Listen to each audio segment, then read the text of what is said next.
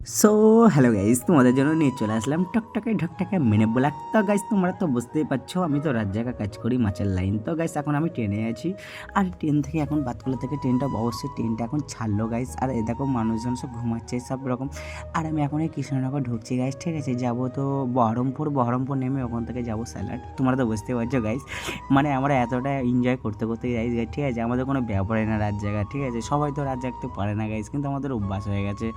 তো গেছে দেখো আমার ছেলে, আর কি বলবো, মানে সবাই আমার মিলেমিশে, আমাদের কোনো ব্যাপারই না। এখন বাজে তোমার হচ্ছে 1:40 বাজে গাইজ, তোমরা তো বুঝতেই পারছো। আর এই কৃষ্ণনগর তো অলরেডি ঢুকে গেছি গাইজ। দেখো তোমরা তো অনেকে বিশ্বাস করবো না, তো তোমাদের দেখিয়ে দিচ্ছি কৃষ্ণনগর স্টেশন, ঠিক আছে গাইজ। তা যাই হোক, সামনে থেকে মানে ইঞ্জিন আসছে। তো গাইজ এখন কৃষ্ণনগর স্টেশনে নেমে দেখো গাইজ, এখন ট্রেন থেকে নেমে ট্রেন তো এখন 5 মিনিট ওয়েট করবে কৃষ্ণনগরে, ঠিক আছে। 2টোর সাথে ছাড়বে কৃষ্ণনগর থেকে। তো এখন দেখো গাইজ, এখন কৃষ্ণনগর নেমে আমি একটা ছোট্ট একটা ভিডিও করে নিলাম তোমাদের জন্য।